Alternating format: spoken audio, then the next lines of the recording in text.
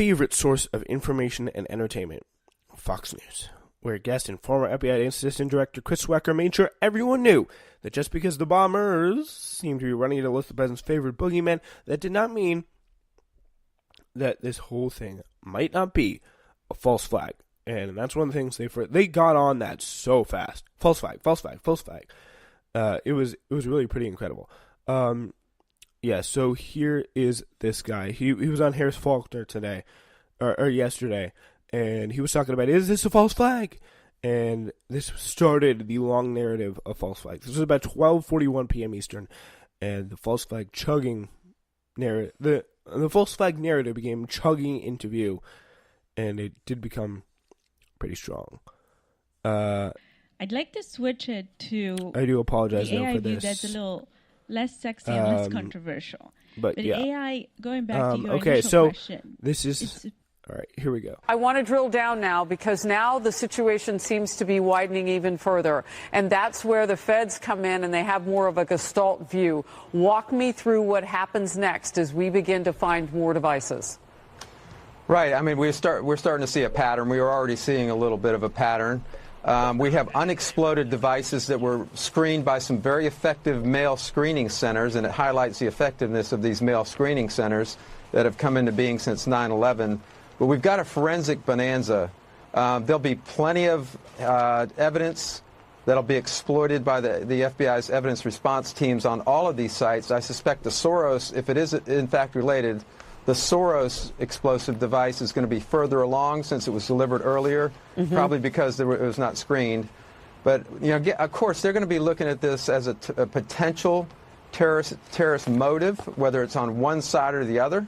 And as you correctly pointed out earlier, this doesn't necessarily mean that someone is espousing some sort of conservative ideology and targeting Democrats. It could be someone who's trying to get the Democratic vote out and incur sympathy. So it could go either way. That's an interesting point. Yeah, and that's why we always caution against that speculative.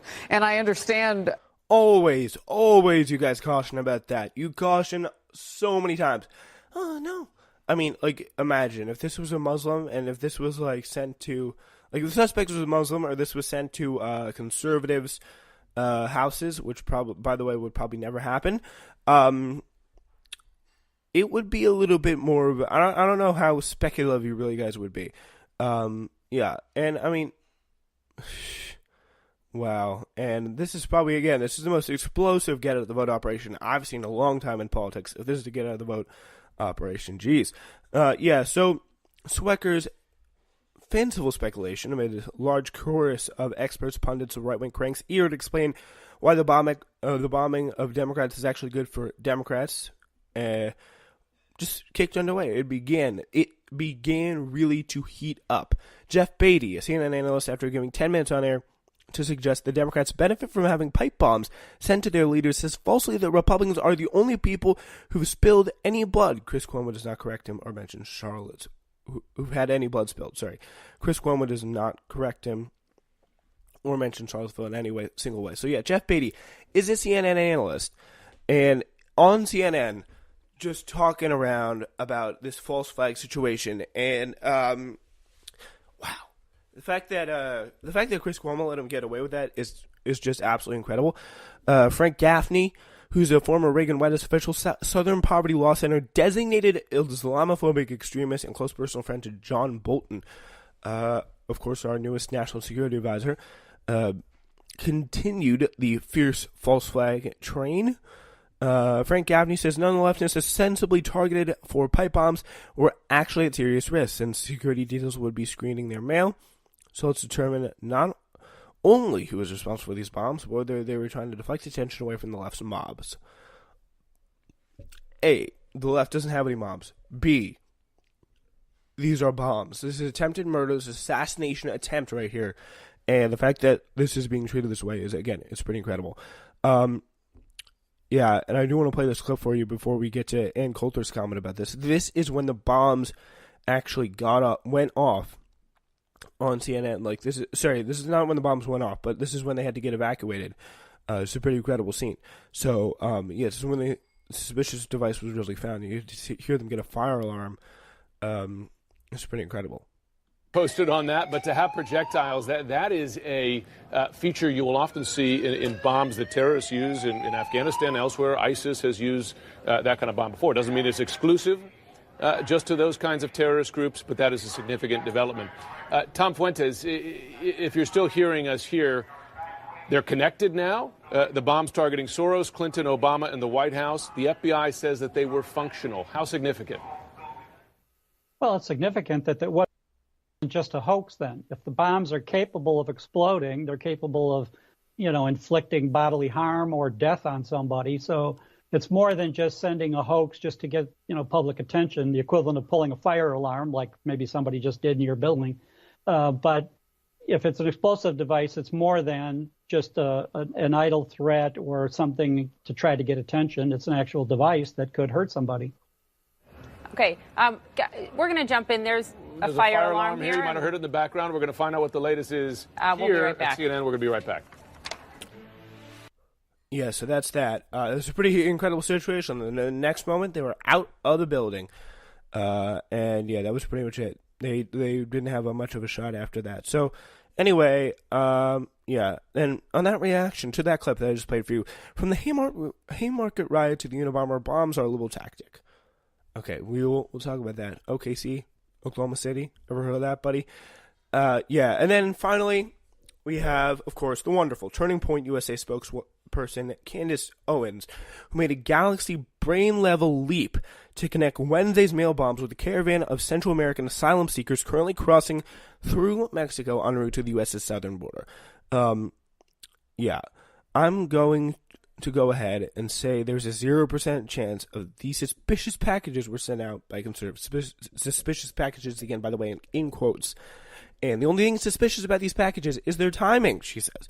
With zero evidence, just going out there and saying it. Candace, you're not supposed to, you're actually supposed to, wait a few days, then you start out. Look, but she's coming out with the conspiracy theories right out the gate, which is pretty impressive, pretty bold. I like it. Caravans, fake bomb threats. She continues, these leftists are going all out for the midterms. Oh, yeah. Repulsive. Jesus Christ. Anyway, speaking of the midterms, we have a midterms preview segment to do, so let's go ahead and do it. Red state Democrats have found a villain for their closing message. Those dastardly Democrats. Two of the more vulnerable incumbents, Claire McCaskill of Missouri and Joe Donnelly of Indiana, have moved aggressively in recent ads to distance themselves from the left-wing elements of the party, saying Claire McCaskill, anyway, pulled out a radio ad assuring voters she's not one of those crazy Democrats without naming who qualifies for the quote-unquote crazy caucus. Ugh. Having a visceral reaction to that. Like, does she not realize that these people, especially these people who, throughout the Midwest, they support things like Medicare for all. They support things like raising the minimum wage. They support things that are populist-led positions, free college. If you go out there and actually explain how to get it done, you're going to find success in convincing people that, yes, it can be done. It's a very important thing to realize. Because, if you look at these polls, they're actually really incredibly popular stuff. And the fact that, Joe Donnelly and them all talk this way is just a little cringe-inducing, in my opinion. Donnelly left nothing to chance, leaned on a visual ad, brandishing his axe in the ad. He ticks off his less than progressive record, which is a little For the most part, disturbing. I'm an easygoing guy, but not when Mike Braun keeps lying about my record. I split with my own party to support He funded Trump's border wall. Jesus. The liberal left wants to chop defense spending. No way. I'm not into a fair fight. I'm about giving our troops the edge. I voted to extend the Bush tax cuts. And Mike Braun, he ships jobs to China. We've got to cut that out. I'm Joe Donnelly. I approve this message. For the most part. Wow. Here's the thing. I don't think really many people in Indiana just care about Trump's wall. They care about manufacturing jobs, which is a good attack by the end. For him to do about shipping jobs to China. They don't want push tax. The push tax cuts were literally awful for your constituents. Tell them that. No one in Indiana is benefiting from these push taxes. The push tax cuts were awful. No one wants his wall. No one wants anything else like that. So I don't get why he's pushing this in this way. It's really annoying. Anyway. Yeah. Ugh, okay. And a very interesting situation. Very interesting quick point for you as we move away from this. I mean, a little quick observation of the day here. And if you want to know how Republicans are feeling about the Senate campaign, watch Air Force One. Because where the president goes, the Republican might and energy goes. He was in Wisconsin last night for, I believe, Paul Ryan, or in Leah Vukmir, I believe. So that's also a very interesting observation to have there. Trump is certainly going to make one stop in Missouri, with McCaskill struggling to hang on, and in Tennessee, where Republicans are also defending an open seat. But senior party officials indicate that he may have a second trip to one of those states, and that will be the tell. Where might Trump head back for a final pre-election rally, the New York Times postulates, and that's actually going to be a very interesting situation, because I think they probably would need to do that if they really want to go in here. According to a New York Times Siena College poll that ended Wednesday, the battleground congressional race in Florida between Carlos Curbelo, Republican, and Debbie Murcaso-Powell, a Democrat, is effectively tied. Curbelo has a slight edge in the poll in September. Mi Familia Vota, a Latino civic organization, is releasing an arresting television ad featuring a dramatization of President Trump slapping Latinos across the face, which is a pretty strong message. I do like that. And that they're going to run that on Latino populations as well. That's what we got going on the ad front. And finally, in Florida, the big Florida gubernatorial race, Andrew Gillum and Ron DeSantis.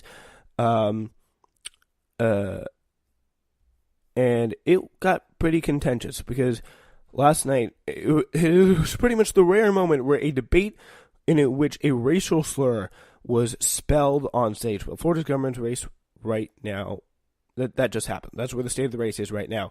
The moderator on Wednesday night asked Ron DeSantis, the Republican nominee and former congressman, about his past speaking engagements at far-right conferences and his campaign contributions from a donor who called President Barack Obama a racist slur. DeSantis was not pleased with the question, saying, like the little boy he is, and by the way, if you look at the stage, it's like you're debating a 12-year-old guy, a 12-year-old little boy versus an actual, like, normal man, and Andrew Gillum. Like, who looks like a little boy? I'm sorry, it's just that simple. And so yeah, here's how he responds. He says, how the hell am I supposed to know every single statement somebody makes? I'm not going to bow down to the altar of political correctness. Like, that's just common sense. Like, if the president is called the N-word by your donor, like, it's not, you should not be taking money from this man. Like, it's just that simple. He said, Andrew Gillum smiled a little bit, leaned back on his chair, did a little shimmy, and said, I'm not calling Mr. DeSantis a racist. I'm simply saying the racists believe he's a racist. That's a very interesting point there. Donor revelations are out on Thursday. How much should campaigns, party committees, and super PACs raise during the first 2.5 weeks of this month?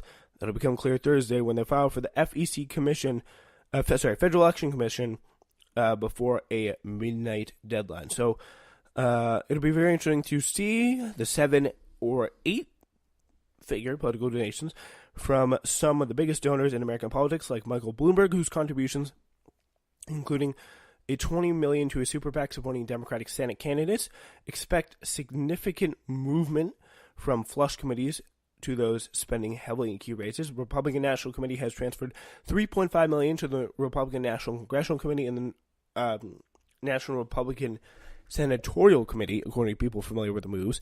They say that President Trump's campaign is going to transfer $3 million to the RNC. So Bob Menendez and Bob Hugin in New Jersey had a Senate debate last night. Senator Rob Menendez is really taken in a tight race for his reelection after federal corruption charges ended in a hung jury. Found his character on the line in his debate against Wednesday against Bob Hugin, former pharmaceutical executive and the Republican candidate in the race.